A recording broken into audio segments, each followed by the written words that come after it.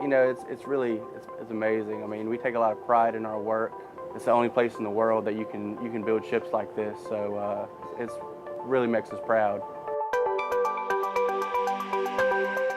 This is my second carrier. I was part of CVN 78, the Ford, and now I'm on the Kennedy, CVN 79.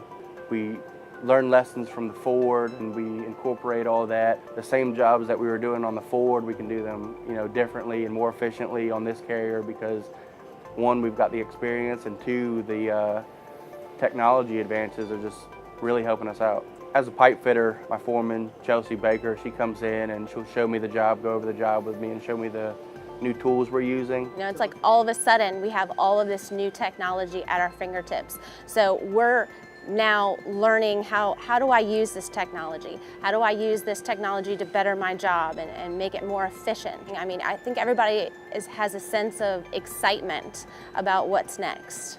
A banding tool is basically, it's banding a piece of pipe to a hanger which attaches the pipe to structure. I mean, it secures the pipe. It makes it so it's not bouncing around or rattling around as the ship moves.